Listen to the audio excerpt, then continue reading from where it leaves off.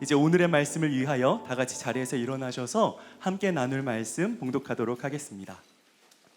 오늘의 말씀은 에베소서 1장 15절에서 19절까지의 말씀입니다. 에베소서 1장 15절에서 19절까지입니다. 제가 가진 성경으로는 신약성경 311페이지에 있습니다. 에베소서 1장 15절에서 19절까지의 말씀을 다 찾으신 줄로 믿고 저와 함께 교독하도록 하겠습니다. 이로 말미암아 주 예수 안에서 너희 믿음과 모든 성도를 향한 사랑을 나도 듣고 내가 기도할 때에 기억하며 너희로 말미암아 감사하기를 그치지 아니하고 우리 주 예수 그리스도의 하나님 영광의 아버지께서 지혜와 계시의 영을 너희에게 주사 하나님을 알게 하시고 너희 마음의 눈을 밝히사 그의 부르심의 소망이 무엇이며 성도 안에서 그 기업의 영광의 풍성함이 무엇이며 함께 읽겠습니다. 그의 힘의 위력으로 역사하심을 따라 믿는 우리에게 베푸신 능력의 지극히 크심이 어떠한 것을 너희로 알게 하시기를 구하노라. 아멘. 모두 자리에 앉으시겠습니다. 이제 목사님께서 나오셔서 기노스코의 역사가 일어나게 하소서라는 제목으로 하나님의 말씀 증거해 주시겠습니다. 할렐루야. 순전한 교회 주일 예배에 참여하시는 여러분 모두를 주님의 이름으로 환영합니다. 우리 함께 기도하고 말씀 전하겠습니다. 하나님, 오늘 두렵고 떨리는 마음으로 주님의 말씀 앞에 섭니다. 저만 그런 것이 아니라 이 시간 우리 성도님들의 심령을 깨워주셔서 잠자던 영혼이 눈을 뜨게 하시고 아버지 하나님의 은혜 안에서 마음껏 반응하며 내가 살아있음을 오늘 예배 속에서 경험하고 주님께 영광 돌리고 돌아갈 수 있는 은혜 허락하소서. 사람을 위해 사는 인생이 아니라 하나님께 영광 돌려드릴 수 있다는 것이 그 특권이 얼마나 놀라운 것인지 깨달아 오늘 예배 속에서도 내가 살아있음을 깨닫고 하나님 앞에서 세임 얻고 돌아가는 은혜가 있기를 원합니다. 주여, 한 사람도 그냥 돌려보내지 마시고 당신의 정말 도장을 찍어주시는 것 같은 귀한 은혜 허락하여 주셔서 그 은혜의 흔적을 가지고 아버지 한 주간 주님 안에서 정말 생명의 시간을 누리며 나갈 수 있는 힘을 허락하여 주시옵소서. 이 시간 우리와 함께 하시는 주님을 찬양하고 감사드리며 예수 그리스도 이름으로 기도합니다. 아멘.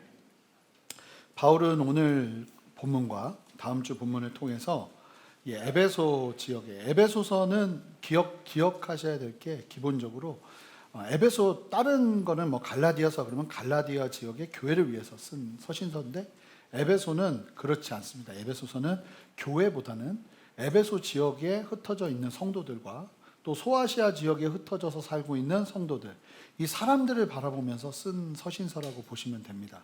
그런 특징을 가지고 있는데 그들을 바라보면서 이 기도하는 내용이 오늘과 이제 다음 주 말씀이 이제 그 내용들을 담고 있어요. 그래서 기도문이다 이렇게 보시면 됩니다. 함께 15절 16절을 보시면, 눈으로 보시면 이로 말미암아 주 예수 안에서 너희 믿음과 모든 성도를 향한 사랑을 나도 듣고, 그러니까 이 에베소 교인들이 예수 믿는 것 자체가 굉장히 힘듦에도 불구하고 그냥 예수님을 믿고 따르는 정도가 아니라 예수님의 말씀 안에서 사랑을 실천하면서 나아가는 그런 귀한 소식들, 엄청나게 놀라운 헌신의 소식들을 직접 듣고 16절 보시면 내가 기도할 때 기억하며 너희로 말미암아 감사하기를 그치지 아니하였다. 그러면서 이제 기도문이 쭉 나와요. 예수 그리스도를 믿어서 구원을 얻은 성도들의 살아가는 이야기를 바울이 감옥에서 들었어요. 너무나 처절한 겁니다. 삶 속에서 그들은 신앙 지키는 것 자체가 너무나 힘든 시대였기 때문에 오늘날 중국과 같죠. 중국은 선교사님들 지금 다 쫓아냈습니다. 선교사님들, 사역자들 다 쫓아냈고 교회에 끊임없이 이제 국가의 사상과 그런 것들을 집어넣고 있는데 그곳에서 신앙생활을 하기란 정말, 저도 예전에 그 만주 쪽으로 가서 한인교회에 가서 선교를 하고 온 적이 있는데 그쪽에서도 이야기를 들어보면 그때에도 조금만 문제가 있으면 공안들이 쳐들어오고 이런 곳이었는데 이 에베소 지역은 그것보다 훨씬 더한 어려움들이 있었죠. 예수를 믿는 순간 우상 숭배를 하지 말아야 되기 때문에 그 당시에 모든 헬라 문화권 안에 있는 지역들은 길드 문화가 있었습니다. 그러니까 협동조합. 근데 협동조합은 우상 숭배가 우선이에요. 근데 우상 숭배를 하지 않으면서 협동조합에서 떨어져 나가면서 삶이 굉장히 어려워지는 거예요. 먹고 살 길이 없어지기 시작하고 예수님 믿은 것 때문에. 그럼에도 불구하고 바울이 어떤 소식을 듣냐면 이 사람들이 사랑으로 섬기고 그렇게 실천하면서 나가고 있다 하는 뭐 처절한 스토리들을 막 들은 겁니다. 그런 이야기를 들으면서 바울이 그 이야기를 기억하면서 그들을 위해서 기도하기 시작했어요. 아마 기도 제목이 막 전달됐겠죠. 우리를 위해서 이런 기도해 주세요. 우리 지금 이런 어려움이 있습니다. 하는 이야기를 듣고 바울이 그들을 향해서 기도를 쭉 하는 거죠. 그런데 이 기도의 내용을 보니까 그들이 원하는 내용으로 기도해 주는 게 아니라 바울이 영적으로 판단하면서 그들에게 필요한 것이 무엇이겠구나 하는 마음을 가지고 기도줄을 바꿉니다. 그래서 그들이 필요로 하는 기도가 아니라 하나님께서 그들로 하여금 주기를 원하시는 걸 깨닫고 기도하기 시작해요. 영적인 멘토나 영적인 리더가 나를 위해 기도하는 내용이 무엇인지를 보면 어쩌면 내가 가장 필요한 것이 무엇인지를 알 수 있습니다. 주기도문이 사실은 좀 그런 힘이 있죠. 뭐냐면 우리의 인생에 중요한 간구라고 생각했던 많은 간구들이 주기도문 안에서 정리가 됩니다. 아, 이게 중요한 게 아니구나. 내가 정말 간구해야 되는 정말 중요한 내용들이 따로 있구나 하는 것들을 보면서 예수님이 가르쳐 주시는 그 기도 속에서 포커스를 맞추기 시작하죠. 에베소서는 에베소 교회만을 위해서 쓴 서신서가 아니라고 말씀드렸잖아요. 특별히 바울은 에베소와 소아시아 지역의 성도들의 소식을 감옥에서 전해 들었습니다. 그런 바울이 상황을 듣고는 기도 제목을 막 들은 거예요. 그러고는 그들을 위해서 이렇게 기도해야겠구나 하는 정리가 일어났어요. 그들이 원하는 기도가 아니라 그 상황을 보니까 그들에게 정말 필요한 게 무엇이구나 하는 것이 보이기 시작한 거죠. 그러면서 하나님 앞에 간절히 기도했는데 그 내용이 어떤 내용인가 하는 게 오늘 본문에 펼쳐져 있는 겁니다. 목회를 하는 저도 마찬가지입니다. 제가 성도님들의 기도 제목을 듣죠.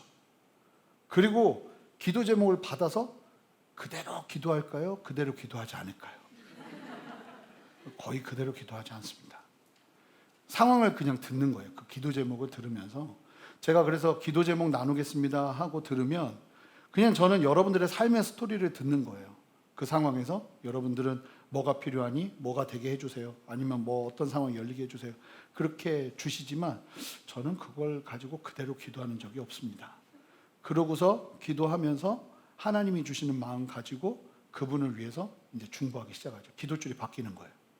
그리고 실제로 그게 너무 급박해요. 그래서 같이 기도하게 돼요. 그런데 기도하다가 보면 하나님께서 그 기도줄을 바꾸게 하실 때가 얼마나 많은지 몰라요. 그러면서 뭘 깨닫냐면 지금 이분한테 정말 필요한 것 이런 거구나 하는 것을 보게 되는 거죠. 그렇다고 해서 이제 목사님한테 기도 제목 나누는 건 의미가 없구나 이런 생각하시면 안 되고 마음껏 나눠주셔야죠. 그리고 저는 여러분들의 삶을 듣는 거니까. 그래서 그런 기도, 오늘 본문과 다음 주 본문에 담긴 바울의 기도를 보면 기가 막혀요. 오늘 말씀은 정말 그 윤택함의 거의 뭐 절정에 이르는, 너무 묵상할 것이 많고 너무나 윤택한 본문이 오늘 말씀에 담겨져 있고, 제가 강조하겠지만 17절부터 19절까지의 기도문은 그냥 집에서 써놓든지 프린트하든지 어디다 붙여놓으세요. 제일 많이 보는 뭐 컴퓨터 앞이면 컴퓨터 앞이나. 그래서 아예 이 기도문을 여러분들이 입술로 선포할 수 있도록, 그래서 아침에 선포하고 저녁에 선포하고 핸드폰에다가 메모장에다 남겨놓으세요. 그리고 이 말씀으로 선포하고 시작하시는 거예요. 그만큼 이 기도 속에 아주 분명한, 성도는 반드시 이 기도 속에서 뚫어내는 역사를 경험해야 돼. 이 기도가 응답되는 역사를 경험해야 돼. 이 17절부터 19절까지의 말씀을 볼 텐데 이게 여러분들에게도 맞습니다, 나도 지금 이 은혜 가운데 있습니다 하는 고백이 막 터져 나와야 돼. 그 은혜가 있었으면 좋겠어요. 그래서 에베소 지역의 교인들의 삶은 고난과 역경의 연속이었을 거예요. 그런데 그들을 위해 바울이 기도하는데 너무나 숭고한 기도를 합니다. 그들에게 정말 필요한 것, 사실은 그게 아니고 그들에게 정말 필요한 것이 무엇인지를 알고 기도해 주기 시작하는 것이죠. 오늘 본문과 같은 기도와 간구로 여러분들이 서신다면 자신 있게 분명하게 선포할 수 있는 건 여러분들은 흔들리지 않고 이 땅을 반드시 주님의 뜻 가운데 살아낼 수 있을 것입니다. 자, 그러면 바울이 도대체 어떻게 기도하는가? 이 기도를 함께 좀 살펴보도록 할 텐데 17절 말씀을 여러분 한 목소리로 힘차게 읽어주세요. 시작.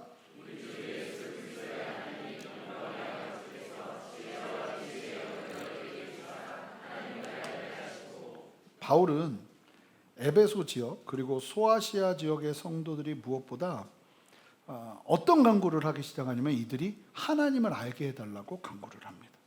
근데 아셔야 될 것이 제가 말씀드렸잖아요. 이미 이들은 예수님을 믿고 구원을 얻은 회심한 사람들이었습니다. 그리고 예수님을 믿고 구원받아 회심한 정도가 아니라 말씀 때문에 고민하면서 어떻게 하면 사랑을 실천할 수 있을까 최선을 다해서 노력하면서 그 힘들고 어려운 상황 속에서도 사랑을 실천하고 드러내며 주님의 뜻 가운데 순종하는 사람들이었습니다. 그런데 그들을 바라보는 바울의 심정에서 그들에게 정말 필요한 것이 무엇인지를 보면서 기도하는데 뭐라고 판단한 거냐면 이들은 하나님 아는 게 필요합니다 라는 거예요. 너무 많이 알고 있는데 성경도 알고 있고 진리도 알고 있고 복음도 알고 있고 예수님도 나의 구주로 믿었는데 그런데 바울은 아니라는 거예요. 지금 아직 모르고 있습니다. 이 사람들이 주님을 위해서 예배도 드리고 평생 가장 중요하게 생각하는 것 말씀대로 사는 것 이렇게 생각하고 살아가는데 제가 여러분들을 위해서 바라보는데 여러분들이 주님 더 아셔야 됩니다 이러면 사실 좀 기분 나쁠 수 있잖아요. 사실은 근데 바울이 지금 이런 에베소 교인들이 기도한 제목들을 다 내팽개치고 이들로 하여금 하나님을 더 알길 원합니다. 여기서 안다는 단어가 뭘까요?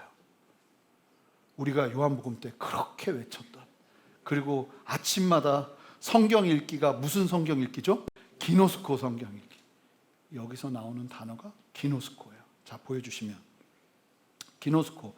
여기서 하나님을 알게 해주세요 라고 예수님의 마음을 가지고 바울이 기도할 때 그 아는 수준은 그냥 하나님은 어떤 분이셔 하고 아는 게 아니라 주관적이고 체험적인 시간들을 통해서 알게 되는 수준을 얘기해요. 인격적으로 아는 거죠. 인격적으로 서로 아는 거예요. 여러분들이 저를 아시죠? 저는 순전한 교회 담임 목사입니다. 설교 때 땀을 많이 흘리는 거 다 아시죠? 오늘은 도저히 안 되겠어서 양복을 벗었습니다. 제가 흥분하면 목소리 톤이 높아진다는 것도 다 아시죠? 그런데 이런 건 기노스코가 아닙니다. 저와 관계하기 시작하면 알게 되는 저의 모습이 있을 겁니다. 생각보다 많이 먹지는 않는구나. 이런 것도 알고 그리고 제 성향이 어떤지 저는 마음에 있는 걸 잘 못 속여요. 좀 관계하시면 알 텐데 제가 청년 사역할 때 청년들하고 마피아 게임 하잖아요. 제가 마피아가 되면 날이 밝았습니다 하면 절 다 맞춰요. 날이 밝았습니다 하는 순간 저는 제가 마피아라는 걸 다 알아요. 그럼 얼굴에 못 감춰요 잘. 그래서 제 아내한테도 거짓말하기가 되게 힘들어요. 그냥 눈만 봐도 그분은 다 아십니다. 하나님 다음으로 가장 잘 아시는 것 같아요. 그냥 그렇게 관계하면서 저를 알아가는 게 이제 또 성도님들 틀리실 거예요. 저랑 밥 한 번 먹어보시면 또 저를 아는 게 틀릴 거예요. 그런 게 기노스코예요. 그냥 겉에서 보는 게 아니라 관계하고 같이 시간을 보내고 하면서 알게 되는 게 기노스코예요. 에베소 교인들은 하나님을 알고 있었거든요. 그런데 바울이 보니 이게 기노스코가 아닌 거예요. 열정도 있고 열심히 헌신도 하고 봉사도 해요. 굉장히 열심히 살아요. 그런데 바울이 볼 땐 이들은 아직 기노스코를 모르는 거예요. 하나님을 인격적으로 알지 못하는 거예요. 여러분 하나님 아세요? 네 하잖아요. 근데 솔직한 마음으로 진짜 하나님 그분을 여러분들은 알고 계십니까? 하나님도 여러분들을 알고 하나님을 아시겠죠? 여러분은 정말 그럼 하나님을 인격적으로 경험하면서 알고 계신가? 재밌는 말씀이 있죠. 마태복음 7장 22절 23절 한 목소리 읽습니다. 그날에 많은 사람이 나더러 이르되 주여 주여 우리가 주의 이름으로 선지자 노릇하며 주의 이름으로 귀신을 쫓아내며 주의 이름으로 많은 권능을 행하지 아니하였나이까 하리니 그때 내가 그들에게 밝히 말하되 내가 너희를 도무지 알지 못하니 불법을 행하는 자들아 내게서 떠나가라 하리라. 너무나 많이 들었던 말씀이실 거예요. 예수님의 이름으로 선지자 노릇을 하고 귀신을 내어쫓고 많은 권능을 행하면 거의 사역자입니다. 이 정도면. 그런데 예수님께서 다시 오셨는데 예수님께서 말씀하셨잖아요. 예수님 이름으로 사역은 엄청 했는데 예수님이 뭐라고 말씀하시냐면 내가 너를 알지 못한다 할 때 알지 못한다고 하는 그 안다는 단어가 뭘까요? 기노스코예요. 네가 나를 안다고 생각하고 내 이름으로 놀라운 일들도 행하고 귀신도 내어쫓고 예언도 하고 방언도 하고 뭐 그랬을지 모르지만 선지자 노릇을 할 정도니까 말씀 전하면 막 사람들 그 말씀 앞에서 엎드리고 이런 역사가 일어났는지 모르지만 주님 뭐라고 말씀하시냐면 너는 나랑 기노스코 한 적이 없어. 그래서 내가 널 몰라. 아시죠? 그런데 인격적인 관계가 없기 때문에 모른다고 하시는 거예요. 무서운 말씀이에요, 사실은. 예수님의 이름으로 놀라운 사역을 했는데 딱 봐도 사역자 수준인데 예수님도 모르고 나도 모르는 관계. 예수님 이름만 도용하고 산 거죠. 여러분, 예수님을, 이 무서운 말씀이에요. 기노스코 하지 않아도 사역할 수 있는 게 왜 그러냐면, 그러니까 그런 분들 있잖아요. 도대체 저분이 왜 하나님이 쓰시는지 모르겠어요. 성품도 너무 문제가 있고 하나님 진짜 경외하는지 모르겠고 막 이러는데, 그러면 간단해요. 예수의 이름에 능력이 있기 때문에 그 능력을 가지고 얼마든지 사역할 수 있어요. 그 권세를 주셨거든요. 예수 이름의 권세. 그러니까 내가 하나님과 관계하지 않아도 예수 이름의 권세의 가치를 알고 그걸 가지고 사용하기 시작하면 일할 수 있는 거예요. 근데 놀라운 사실은 뭐예요? 예수님은 그 사람을 모르는 거죠. 그 사람도 사실은 안으로 들어가 보면 예수님에 대해서는 많이 아는데 사실 인격적인 교제가 없는 거죠. 그러면서도 사역할 수 있고, 그러면서도 교회 열심히 다닐 수 있고, 그러면서도 목회도 할 수 있다는 그 이야기를 예수님께서 하시는 거거든요. 하나님과 관계하지 않고 신앙생활하는 사람들을 향해서 예수님이 뭐라고 말씀하시냐면 내가 너희를 알지 못한다. 그리고 뭐라고, 이게 진짜 무서운 말씀인데, 하나님과 기노스코하지 않는데 하나님의 이름으로 막 사역해요. 이 사람들을 뭐라고 말하냐면 불법자라고 얘기해요. 불법을 행하는 너희들아. 불법이에요. 하나님 모르는데 하나님 이름 막 사용하면서 막 일하고 막 열심히 하면 그 불법이라는 거예요. 이 불법이라는 단어를 원어로 보니까 가증히 여기고 꺼리는 거라는 거예요. 하나님이 굉장히 싫어하시는 거라는 거예요.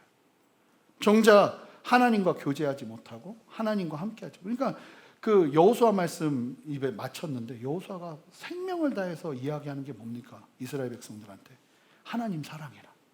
하나님 사랑해야 니네 산다. 평생을 하나님과 함께해라. 사실은 이런 이야기거든요. 그렇다면 여러분, 우리는 어떻게 하나님을 알 수 있습니까?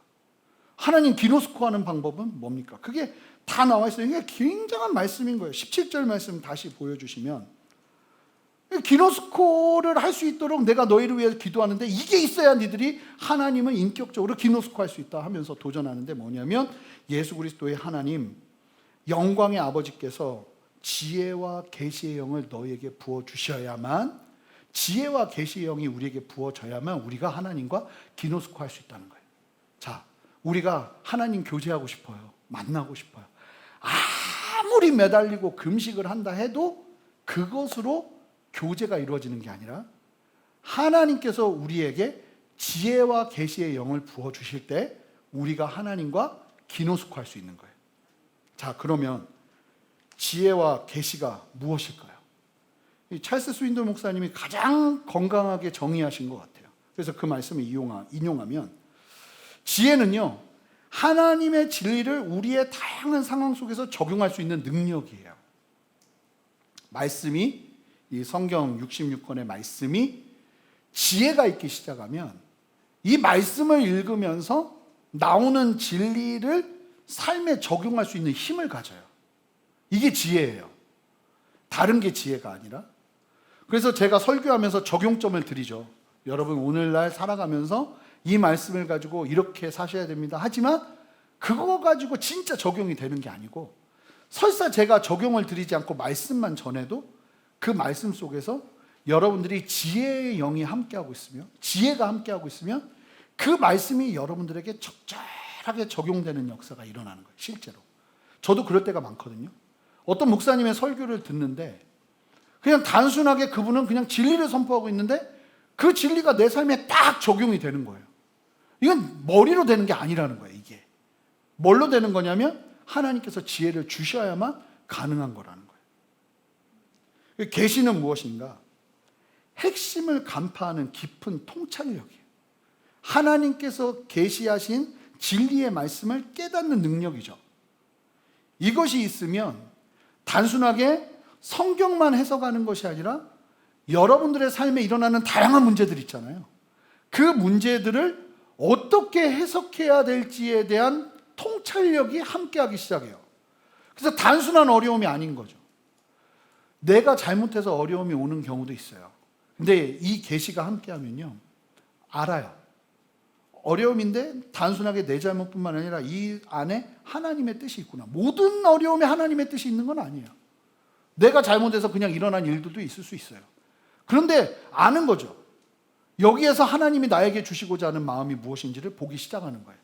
이 계시의 정신이 여러분들과 함께 하시길 주님의 이름으로 축복합니다. 그러면 건강한 자기 인생 해석이 일어나요. 그런데 그냥 단순하게 지혜와 계시를 주십시오라고 하지 않고 지혜와 계시에 뭐라고 얘기하고 있습니까? 영이라고 얘기하고 있습니다. 그럼 지혜와 계시의 영이 뭡니까? 바로 성령님이죠. 성령으로 말미암지 않고는 우리가 예수 그리스도를 주라 할 수 없고 하나님의 말씀 앞으로 인도해 주지. 그러니까 성령께서 우리를 조명, 그래서 신학적인 용어로 성령의 조명이라고 그러는데 성경은 반드시 성령을 통해서 이해할 수 있다는 거예요. 지혜가 계시가 부어지는 시간을 통해서 성령 안에서, 그래서 지난주 말씀에서 뭐가 강조됐죠? 성령의 인치심이 그렇게 강조된 거예요.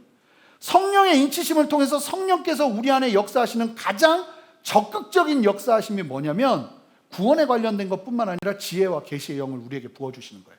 그래서 우리로 하여금 하나님의 뜻을 알고 하나님과 교제할 수 있는 영적인 감각을 우리에게 허락해 주시고 그 은혜를 허락해 주시는 거예요.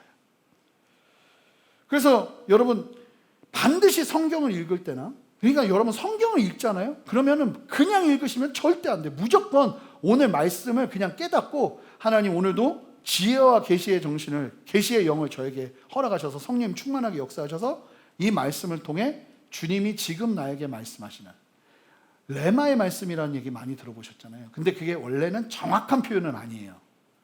사실은 레마의 말씀이라는 게 우리는 어떻게 이해하고 다 교회에서, 한국교회에서 지금 사용하고 있냐면 하나님이 모두에게 선포된 말씀인데 나에게 주시는 주관적인 메시지, 이걸 레마라고 그러거든요. 근데 뭐 다 그렇게 이해해버리니까 그냥 레마의 말씀이라고 하는 거예요. 근데 그 레마의 말씀 같은 것들이 내 안에 들어오기 시작하는 거죠. 지혜와 계시에. 그래서 무조건 기도하셔야 돼요. 그리고 여러분들의 삶에 어려움이 찾아올 때 하나님 지혜와 계시의 영을 나에게 부어주셔서, 아니면 여러분들이 승리하는 걸음을 걸을 때도 마찬가지예요. 지혜와 계시의 정신을 나에게 부어주셔서 하나님의 온전한 뜻을 깨달아 내 인생을 해석할 수 있도록 역사해달라고. 여러분, 우리의 머리로 성경을 해석하는 것 같으세요? 실제로 제가 주의 길을 걸어가기로 하고 신학교에 가고 말씀 묵상이라는 걸 배우고 하는데 저 그때 제일 싫었던 찬양이 달고 묘한 그 말씀, 제일 싫어. 왜냐면요, 안 달아요. 안 달아. 보기만 하면 5분 안에 수면제, 세상 수면제 이런 수면제가 없고, 누가 저한테 로마서 말씀을 읽다가 밤을 샜대요. 너무 은혜가 커서 눈물을 흘리면서 로마서를 밤을 새면서 읽었대. 그래서 로마서 펼쳤더니 어떤 놈이야 하는 생각밖에 안 들어요. 도대체 여기서 어떻게 밤을 샐 수 있지? 그런 생각밖에 안 드는. 근데 묵상을 하는 거예요. 묵상을 하는데 묵상 노트가 지금도 어머님 댁에 가면 있어요. 그 묵상 노트가 1년 정도가 본문만 적혀 있어요. 본문만. 왜 본문만 적혀 있냐면 아무리 읽어도 모르겠어요. 너무 화가 나더라고요. 그래서 그래, 언제까지 내가 본문만 적나 보자 하고 그냥 끝까지 싸워보리라 하고 본문만 적기 시작한 거예요. 근데 한 3개월 지나면 끝날 줄 알았는데 마치 코로나와 같이 길었어요. 계속 본문만 적고 있는 거예요. 계속 모르겠는 거예요, 도대체. 근데 여러분들은 성경이 해석 안 되면 그냥 안 되나 보다 하지만 저는요, 밥줄이 끊겨요. 이거 심각한 거거든요. 그것 때문에 성경 읽는 거 아니에요? 근데 갑자기 이상해졌는데. 아니 근데 저한테는 이게 절실한 거, 제가 주의 길을 가는데 성경을 해석할 줄을 모르면 이거 어떡합니까? 큰일 나는 거 아닙니까? 그러니까 하나님 앞에 막 진짜 필사적으로 본문만 적어댔어요. 본문만. 원래 좀 똑똑한 사람이면 그때 공부를 좀 하죠. 근데 저는 안 했어요. 그냥 본문만 적었어요. 본문만. 언제까지. 근데 참 신기한 게 순간, 어느 한순간이에요. 말씀이 하면서 보이기 시작하는데 단어 하나가 눈으로 들어오기 시작하고 구절 하나가 눈으로 들어오기 시작하고 또 그 구절 속에서 막 하나님이 말씀하시는 것 같은 감동도 일어나기 시작하는 거예요. 그냥 어느 한순간. 제가 노력해서도 아니고 뭔가를 막 필사적으로 뭘 다른 걸 해서도 아니에요. 어느 날 그 너무 분명하게 한 게 지혜와 계시의 영이 부어지는 거구나. 그러고 나니까 한 번도 빈칸으로 묵상 노트를 적어본 적이 그 다음부터 없어요. 참 신기한데, 그리고요 이게 계속 업그레이드가 돼요. 업그레이드가. 제가 말씀 전하는 것도 너무 힘든 거예요. 막 두려운 거예요. 근데 이전 교회에서 수요 예배 설교하는데 어느 날 설교하는데 앉아 있는데 말씀 준비가 너무 안 되는 거예요, 이 말씀이. 그래서 근데 뒤에서 성도님들은 막 열심히 예배하고 있으니까 무서워요. 왜 무섭냐면 저분들 저렇게 열심히 기도하고 예배하고 있는데 내가 말아먹을까 봐. 그럼 마음이 막 쿵쾅쿵쾅 하는 거예요.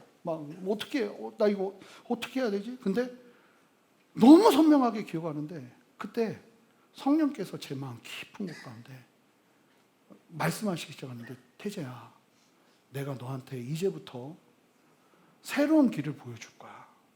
전 지금도 선명하게 기억해요. 말씀을 나눌 때 내가 또 다른 차원으로 너를 인도해 줄 거야. 그거 올라갔거든요. 근데 그게 계속 있어야 되는데 하여간 그때는 올라갔는데 그 다음부터 분명한 차이가 뭐냐면 설교 준비하는 길이 달라지기 시작했어요. 제가 설교학을 들어서가 아니란 말입니다. 제가 어떤 특별한 뭘 해서가 아니란 말이에요. 그렇다고 제가 지금 설교를 잘한다는 얘기도 아니고 그냥 하나님께서 이건 하시는 일이에요.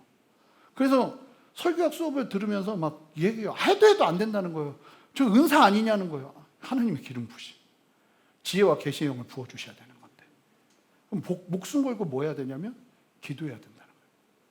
지금 소천하신 정필도 목사님이 저희 유학하고 있을 때 저희 교회 오셔서 서울대에 제일 좋은 과를 나오시고 아주 엘리트 코스를 겪으시고 부산에서 목회하시는데 설교를 했대요. 근데 본인이 아는 거예요. 이게 아닌 거. 그 똑똑한 분이 뭘 하셨냐면 산에 올라가서 기도했대요. 뭘 위해서 기도했을까요?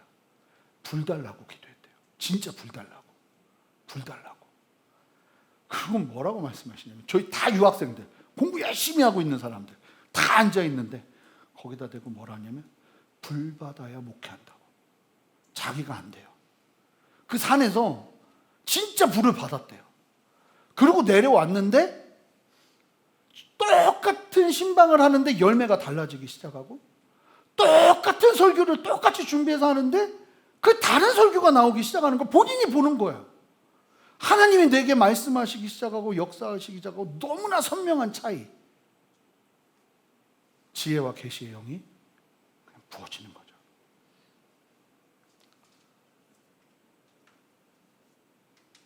오늘도 말씀을 준비하는데 기노스코 부분을 정리하는데 갑자기 한 번도 생각 안 했는데 오늘 말씀 준비하다가 마태복음 7장 22절 23절 아무나 주여 주여 하다가 내가 너희를 모른다 할지니 하는데 갑자기 마음속에 그거 기노스코야 하는 마음이 드는 거예요. 그거 사람들이 지금 기노스코 안에서 그런 일이 벌어진 거야. 그래가지고 너무 신기해가지고 그 마태복음 그 말씀을 찾아봤어요. 그리고 원어를 들어갔죠. 그랬더니 내가 너희를 알지 못하느라 하는데 기노스코가 있어. 여러분은 어떠실지 모르겠지만 저는 그러면 거기서 소름이 돋아요. 아, 지혜와 계시의 영이 지금 나에게 부어지는구나. 하나님 살아계시는구나. 혼자 집에서 그 좁은 자리에서 할렐루야 이러죠. 별로 감동이 없으신 것 같은데 그거 아니에요. 되게 감동적인 건데 이게 놀라운 건데. 근데 하여간 성경 그러니까 여러분 뭐냐면 성경을 읽을 때 무조건 기도하셔야 되고요. 여러분 신앙생활 여러분들의 의지로 하는 수준으로 갈 수 있어요.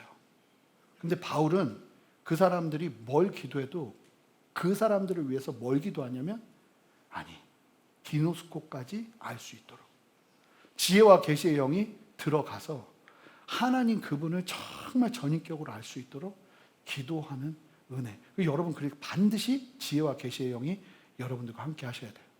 그럼 거짓말 못 치잖아요. 알아요 내가. 하나님이 지금 내 안에 인격적으로 교제하고 계신다는 걸 경험하셔야 돼요. 안 그러면 그러면 어떻게 해요? 너 불법 행하다 왔다고. 내가 너 도무지 모른다고 나중에. 실제 아닙니까? 하나님과 교제해 본 적이 한 번도 없는 거예요. 위험하다는 거죠. 그리고요. 오늘 말씀을 보면 또 다른 강구가 이어지는데 지혜와 계시의 영이 부어지면 기노스코의 은혜, 하나님을 아는 은혜 말고도 또 다른 더 놀라운 은혜가 부어지는데 그게 뭐냐면 18절. 함께 한 목소리 힘차게 읽어주세요. 시작.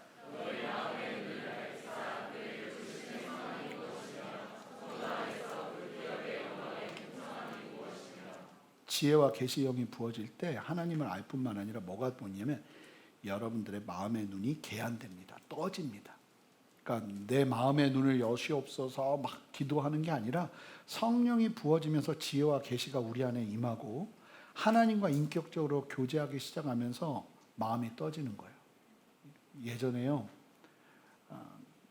우리나라에서 눈을 뜬 사람들, 계몽된 사람들이 사람들을 만났습니다. 그래서 그 사람을 만나고 나면 이 막 신분주의, 그 뭐 유교적 봉건 사상 이런 거에 휩쓸려 있던 사람들이 그 사람을 만나 이야기하면서 눈이 떠져요. 그러면서 그 사람의 삶의 방향성이 바뀌기 시작하죠. 사람을 만나도 그렇거든요. 근데 우리가 하나님을 기노스코 하는 거예요. 인격적으로 그분을 만나기 시작하는 거예요. 그러면 어떤 일이 벌어지겠어요? 우리의 시각이 달라지기 시작하는 거죠. 어떤 시각으로요? 하나님의 그 쉽게 말하면 레슨을 들으니까 하나님의 마음을 들으니까 우리의 눈이 떠지기 시작하는 거예요. 이 역사가 일어난다고 이야기하는 거예요.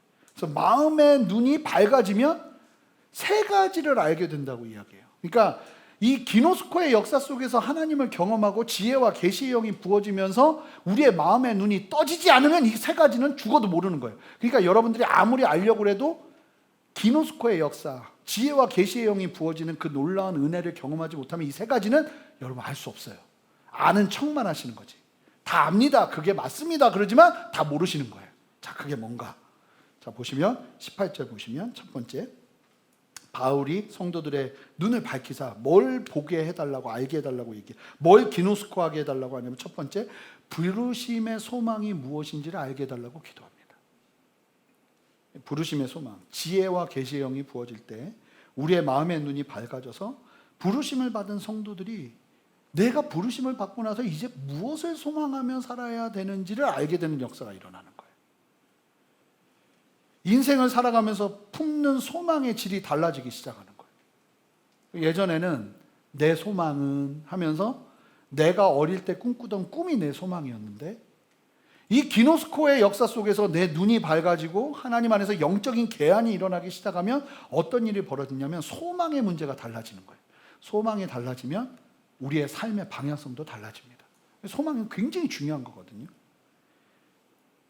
합정역 부근에 위치한 양화진에 가보면 우리나라 선교하신 선교사님들의 묘역이 있는데 아마 많이들 가보셨을 거예요. 이전 교회에서도 정말 많이 갔고 저도 몇 번을 갔는지 몰라요. 거기 보면 한 100년 전, 150년 전에 하나님께서 마음을 주셔서 정말 생판 모르는 조선 땅으로 와서 사역한 선교사님들이 죽으면서 자기의 소망, 자기의 묘비명을 남겨놨는데 호머 헐버트 선교사님의 묘비명을 보면 미국의 감리교 선교사님이셨죠. 나는 웨스트민스터 사원보다 한국 땅에 묻히기를 원하노라. 루비 캔드릭 목사님 여전히 미국의 감리교 목사님이셨죠. 묘비명을 보면 만일 내게 줄 수 있는 1000개의 생명이 있다면 모두 조선을 위해 바치리라. 이건 뭐 미친 거죠. 이들 안에 이 말도 안 되는 소망이 자리 잡은 이유는 교육을 통해서요, 이성으로요, 의지를 가지고요, 절대 못해요. 그렇게 못해요. 이렇게 죽어가면서 이런 말 못해요. 어떻게 이렇게 한 겁니까? 이들의 마음의 소망, 부르심의 소망이 완전히 바뀌어서 그냥 못이 박혀버린 거예요. 하나님 안에서 지혜와 계시의 영이 임하자 내가 살아가야 될 이유와 목적과 존재 이유를 새롭게 발견하면서 주님 안에서 살아가기 시작하는 역사. 이게 노력으로 할 수 있는 게 아닌 거예요. 노력은 반드시 따라가게 되지만, 그러니까 여러분, 아무리 여러분들의 인생을 살아가는데 소망의 영역이 바뀌지 않으면 쉽지 않아요. 지금 내 소망이 무엇인가? 나는 무엇을 갈망하며 살아가는가? 이걸 보셔야 돼요. 근데 이게 어떻게 바뀌냐면 지혜와 계시의 영이 내 안에 부어질 때 내 안에 소망들이 바뀌기 시작하는, 말도 안 되는 소망이 나의 가치가 되고. 저는 예수님 믿기 전에 불교 유교 집안이었으니까 뭐 누군가가 예수님 믿고 인생이 변화된 걸 보고 감동하는 건 있을 수도 없는 일이었어요. 그런데 예수님을 믿고 나니까, 예수님 안에서 계한이 일어나고 나니까, 지혜와 계시의 영이 성령 안에서 내 안에 임하고 나니까 내 인생의 가치가 바뀌기 시작하면서 그냥 이렇게 살아야겠다, 이걸 위해서 하는 결정이 일어나게 되는 거죠. 진정한 소망은 지혜와 계시, 그러니까 여러분들의 자녀가 여러분 진정한 소망과 비전을 품고 살아가기를 원하십니까?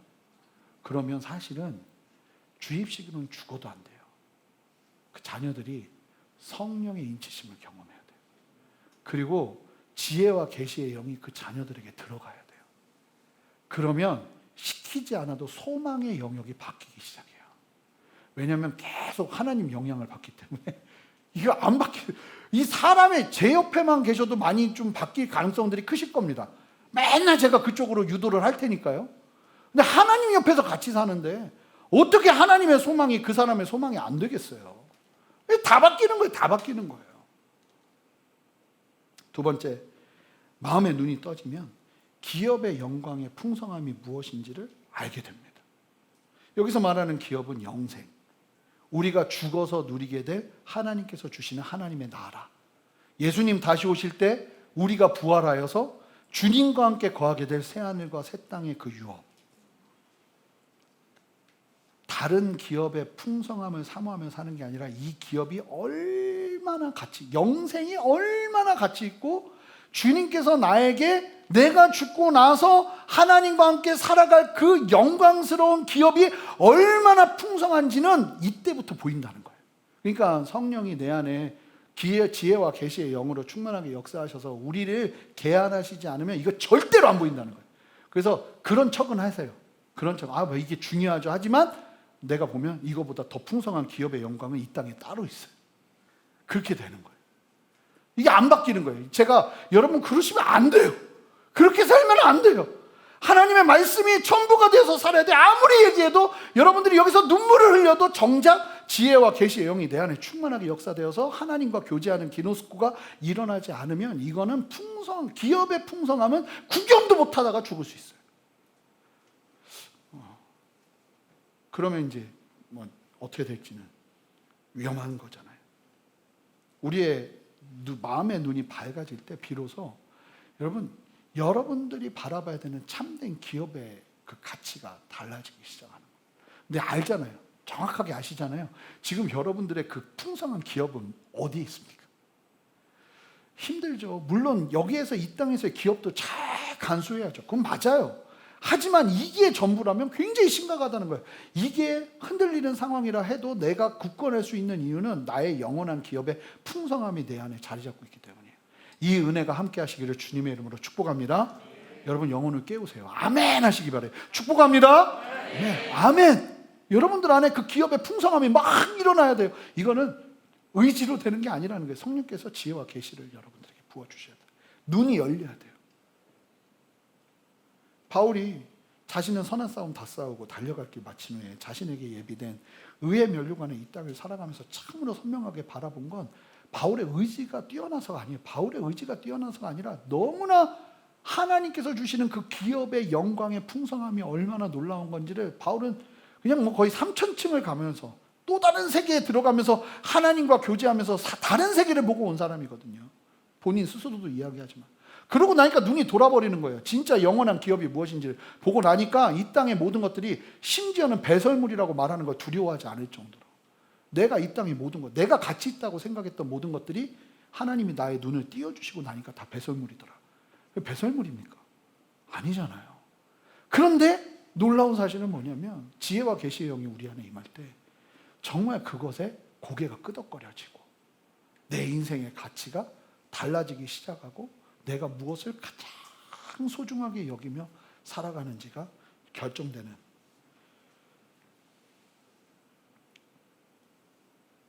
여러분 지혜와 계시의 영이 우리에게 부어져서 우리의 눈이 열려야 됩니다. 그래야 우리가 이 땅에서 누리는 기업의 유한한 영광, 썩어질 영광을 위해 영원한 영광을 팔아버리는.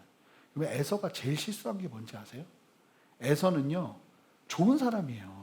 사실은 되게 멋진 사람이고 호탕한 사람이고 사람 베풀 줄 알고 뭐 짐승도 잡아오면 막 부모님 막 나눠드리고 동네 사람 나눠주고 막 호방한 사람이에요. 근데 이 사람은 진짜 가치 있는 게 뭔지를 모르고 단팥죽에 장자의 직분을 팔아넘겼어요. 야곱은요 좀 야비해요. 힘도 없어요. 뒤에서 술술 써요. 어떻게 보면 좀 정직하지 않죠. 사기꾼이죠. 근데 야곱이 뭘 받는지 아세요? 기업의 풍성함이 무엇인지를 정확하게 알았어요. 이게 야곱과 에서의 차이예요. 그러니까 하나님이 나중에 누구의 손을 들어주시냐? 진짜 인생에 사람들이 그러지 않겠어요. 야 도대체 장자의 직분이 뭐라고? 너 그냥 네가 열심히 살면 하나님 축복해 주시겠지 이럴 수 있는데 야곱은 장자의 축복이 얼마나 중요한지를 깨닫고 목숨을 걸고 장자의 축복을 빼앗은 거예요. 어찌 보면. 그런데 이게 나쁘다라고만 이야기하는 게 아니라 성경은 어쩌면 이 야곱에게 손을 들어주는 이유는 인생을 살면서 무엇이 정말 풍성하고 무엇이 정말 소망인지를 정확하게 깨닫고 나가는 사람에게 손을 들어주세요. 에서는 결국 하나님 버리고 지 마음대로 살다가 그냥 이방민족 됩니다. 야곱은요 이스라엘이 되죠. 왜요? 야곱에게 잘한 거라고는 딱 하나예요. 그러니까 여러분 사기쳐도 된다 이 얘기 아니잖아요. 야곱에게 중요한 건 딱 하나예요. 진짜 인생의 소망, 기업의 풍성함, 어떤 기업의 풍성함이 정말 내게 가치 있는지를 알고 거기에 올인을 하는 거죠. 그것 때문에 집 다 떠나고 생고생한 거 아닙니까? 근데 야곱은 그걸 포기하지 않아요. 그럼 어쩌면 이게 믿음이라는 거예요. 평생을 사는데 정작 하나님이 말씀하시는 영적인 유업에 목마름이 없어. 세상 거 다 가지고 있는데. 그러면 어쩌면 그 사람은 에서 같은 사람일 수 있어요. 여러분 에서라는 건 아니에요. 근데 그럴 수 있는 거예요. 야곱이 돼야 되는 거예요. 세 번째, 하나님의 능력의 지극히 크심을 알게 됩니다. 자, 19절 말씀 여러분의 목소리로 읽어주세요. 시작.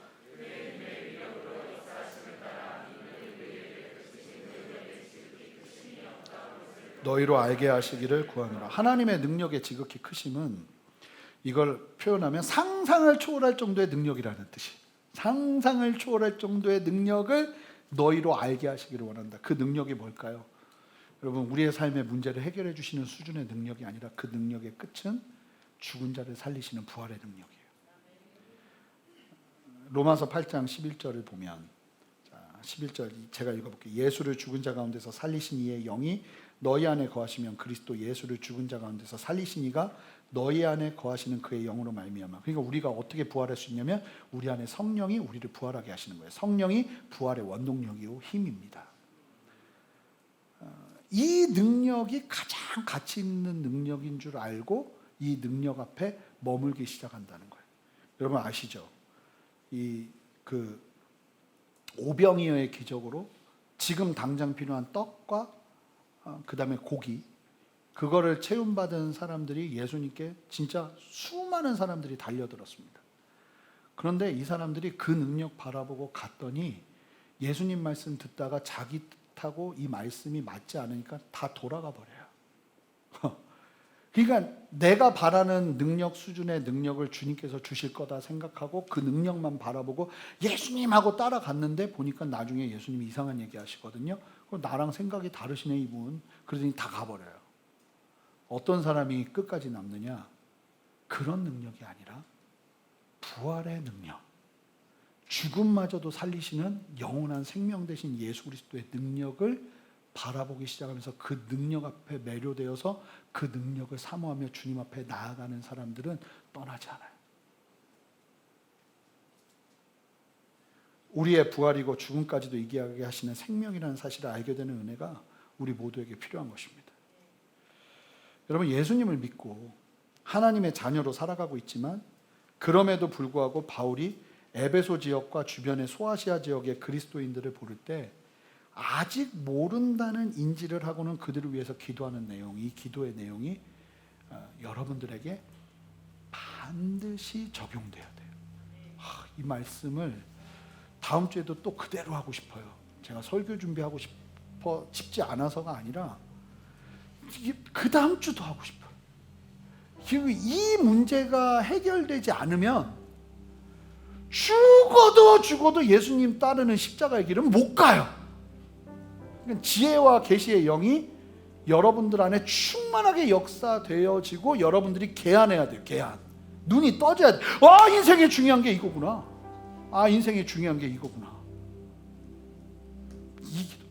어떤 기도입니까? 하나님, 지혜와 계시의 영을 그들에게 부으사 하나님을 기노스코하게 하소서. 그 온전한 생명의 관계를 누리면서 눈을 뜨게 하셔서 부르심의 소망이 무엇인지, 소망의 문제가 바뀌게 하시고, 기업의 영광의 풍성함이 무엇인지, 하나님의 그 구원의 은혜가 얼마나 놀라워서 나에게 부어질 그 영생의 약속의 그 열매가 얼마나 놀라운 것인지를 온전히 보기 시작하고 알기 시작하고, 능력의 지극히 크심, 우리의 죽음까지도 부활로 이끄심. 그래서 우리가 만약에 억울하게 죽었다 해도 우리의 죽음은 억울하지 않은 거예요. 억울하게 순교했다 해도, 억울하게 우리가 아무것도 못하고 죽은 것처럼 보였다 해도 하나님과 기노스코하고 걸어간 죽음이라면 그 죽음은 반드시 끝이 아니고 부활이기 때문에, 여러분 평생 여러분들 마음대로 살다가 죽었는데 마지막에 부활해야 되는데 부활하지 못하고 심판대 앞에 서게 되면 여러분 어떡하실 거죠? 아니라는 거예요. 이 문제가 반드시 해결돼야. 그러니까 바울이 이 에베소 교인들의 그 다양한 문제들을 듣는데 그 얘기를 듣고는 그거 다 치워버리고, 니네 보니까 이거 있어야 돼. 이거 지혜와 계시의 영이 니들한테 들어가서 하나님을 기노스코하고 마음의 눈이 열려 소망이 바뀌고, 그래야 그러니까 소망, 우리가 이 땅에서 꿈꾸는 소망을 해결해 주시기를 바라고 가면요, 뭐가 오냐면 그 소망 이루어 주시고 나면 허탈해져요. 그 또 비슷한 어려움은 오거든요. 그럼 또 이거 달라고 막 기도하다가 또 이거 하나 넘고 나면 허탈해지고, 또 못 넘으면 실망하고 좌절하고, 이게 뭐예요 하다가 가요. 아니라는 거예요. 이게 그 정도가 아니라 우리의 눈이 떠지면 진짜 부르심의 소망이 무엇이고, 기업의 영광의 풍성함이 무엇이고, 그 놀라운 능력이 무엇인지 깨달아 이 땅을 정말 온전하게. 그래서 사실은 여러분들에게 지금 필요한 건 어쩌면 지혜와 계시의 영이 여러분들 안에 부어져야 되는 것 아닐까요? 성령의 충만처럼 날마다 구해야 되는 것처럼 이 지혜와 계시의 영이 충만하게 임해서 지금의 상황들을 바라볼 수 있는 해석의 눈, 단순하게 내 머리로 보는 것이 아니라 말씀 안에서, 그래서 성령 안에 눈 떠져서 세상의 가치들이 시키지 않아도 정리되기 시작하는 그 은혜가 우리 안에 있었으면 좋겠어요. 우리가 같이 기도할 텐데 성령을 구하며 기도할 겁니다. 기도할 텐데 우리 좀 다 같이 일어서실까요?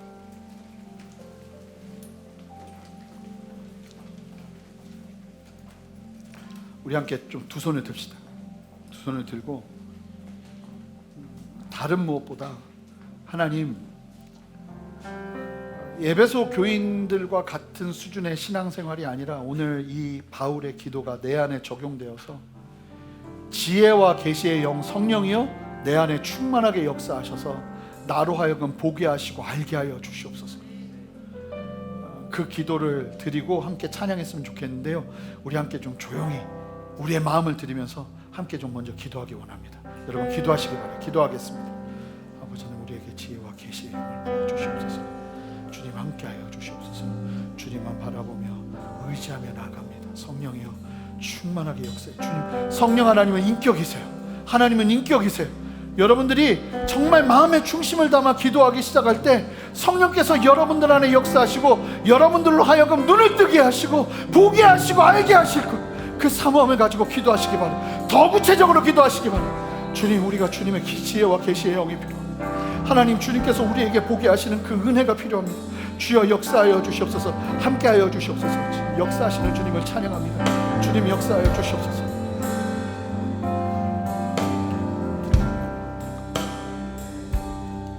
하나님, 우리의 간구 위에 역사하시는 주님 바라봅니다. 성령의 이 시간 충만하게 역사하셔서 지혜와 계시의 영을 우리에게 부어주시옵소서. 예수님 이름으로 기도합니다. 아멘. 우리 함께 찬양합시다.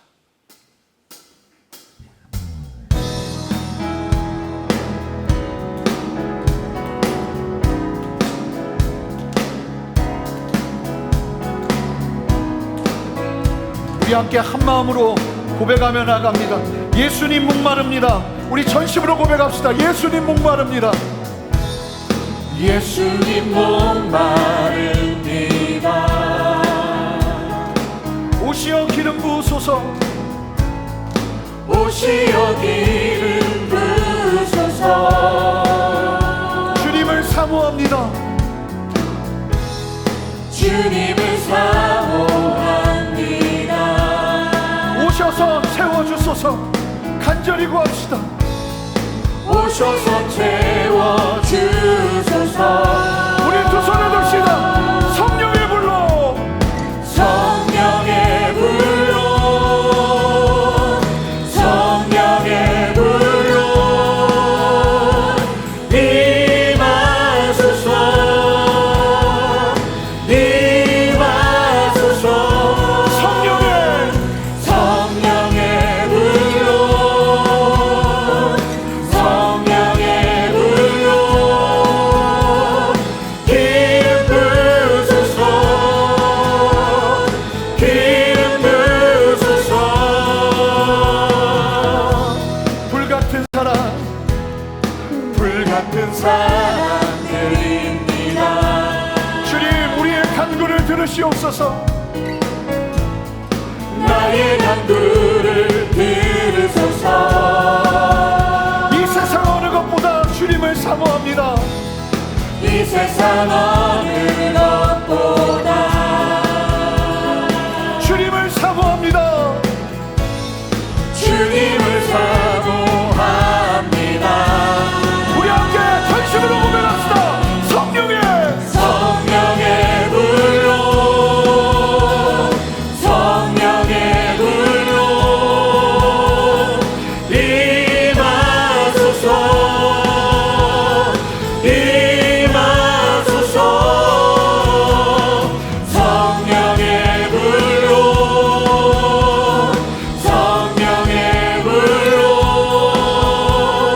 기름 부으소서. 기름 부으소서. 이 시간 여러분들 안에 사모함이 일어나기를 원합니다. 여러분들 정말로 간절히 사모하면서 성령님 나에게 지혜와 계시의 영을 부어주시옵소서. 내가 그냥 나의 의지로 나아가는 신앙생활에 머물지 않기를 원합니다.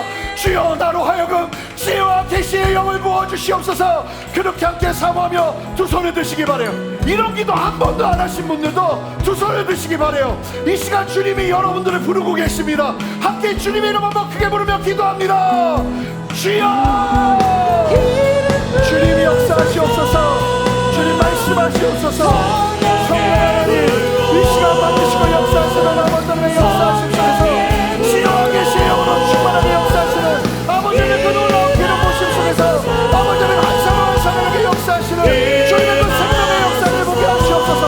더 기도하시기 바랍니다. 성령께서 역사하시고 성령께서 다스리시며 아버지 이 시간 여러분들에게 부으실 성령의 그 지혜와 계시의 영을 사모하며 기도하며 나아가기를 원합니다. 주님 역사하시옵소서. 주님 기름 부으시옵소서. 주님 다스리시옵소서. 주님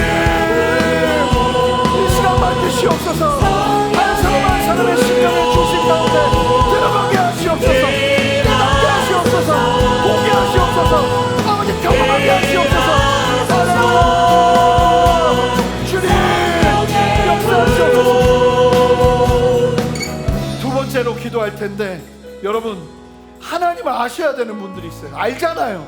내가 하나님을 기노스코하고 있는지 아니면 에베소 교인들 수준으로 하나님을 안다고 이야기하고 있는지. 하나님은 여러분들을 기노스코하는 자리까지 이끌기를 원하십니다. 그런 분들 두 손 드시기 바랍니다. 두 번째, 눈이 떠져야 되는 분들이 있어요. 아무리 보고 싶어도 안 보입니다. 세상이 더 소중합니다. 저는 하나님, 내 눈을 열어주시옵소서. 내 눈을 열어주시옵소서. 하나님, 이 말씀의 진리임을 깨달아 할 수 있도록 성령이여 내 마음의 눈을 열어주시옵소서. 함께 두 손을 드시기 바랍니다. 주님의 이름 세 번 부릅시다. 주님 앞에 간절히 나아갑시다. 기도합니다. 주여, 주여,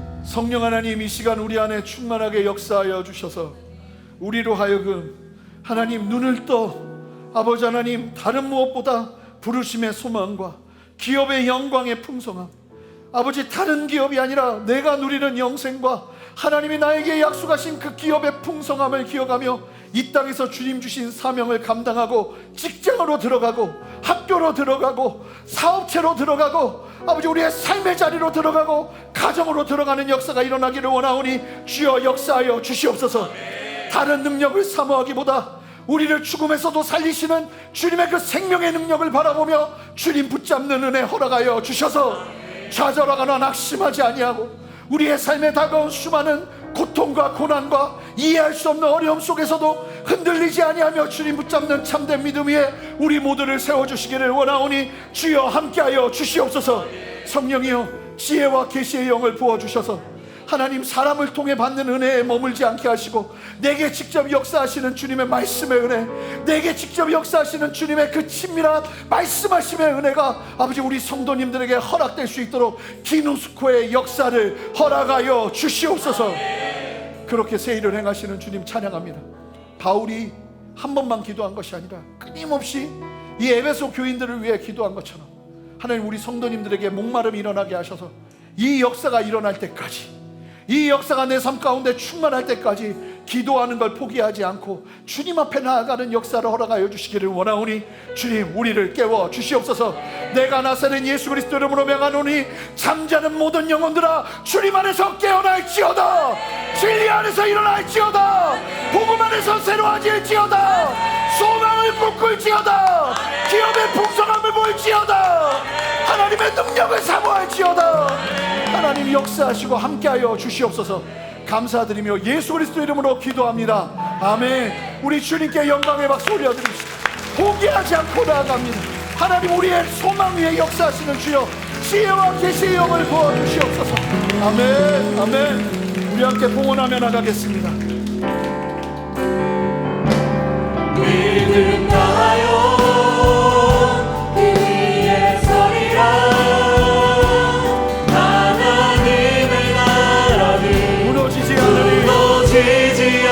믿음 나요 믿음 나요 이 나라 세워나리라 주님 우리 두 손을 들고 한 번 더 고백합시다. 믿음 나요 믿음 나요 성도들이여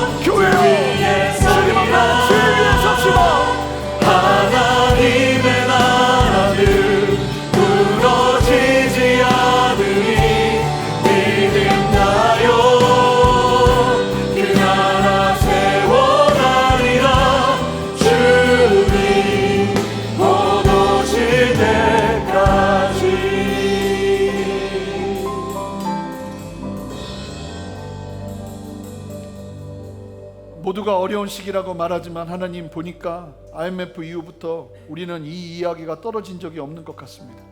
언제나 어려운 시기를 건너고 있습니다. 하나님, 그럼에도 불구하고 우리의 지난 걸음 속에서 하나님은 신실하게 역사하셨고, 지금 우리의 걸음 속에서도 힘들고 어려운 우리 성도님들의 아픔을 싸매 안으시며 일으켜 세우시며, 아버지 하나님 그 손이 마르지 않고 아버지 하나님의 능력과 역사를 경험하며 아버지 하나님 힘들고 어려운 그 모든 환난과 고난과 괴로움들을 이겨내게 하시는 하나님을 찬양합니다. 뿐만 아니라 하나님께서 허락하시는 귀한 축복의 걸음을 걷는 풍성한 은혜의 윤택의 걸음을 걷는 성도들에게도 교만하지 아니하고 이 모든 것이 주께로 온 것임을 기억하며 주님 앞에 감사와 찬양의 고백으로 시간을 드리고 마음을 드리며 헌금을 드리며 주님 앞에 나아가는 우리 성도들의 귀한 헌신을 주님 기억하여 주시옵소서.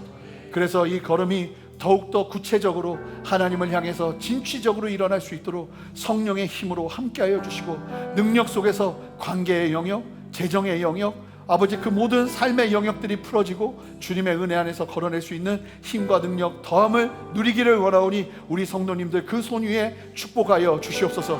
하나님, 우리 성도님들의 두 손을 축복하여 주시고 성령이여 충만하게 역사하여 주시고, 하나님 우리 성도님들을 통해서 많은 사람들이 부욕해 되어지는 역사를 보게 하시고, 단순하게 나만을 위한 인생이 아니라 하나님, 하나님께서 허락하시는 귀한 뜻 가운데 빛과 소금의 역할을 감당할 수 있는 귀한 은혜 또한 허락하여 주십시오.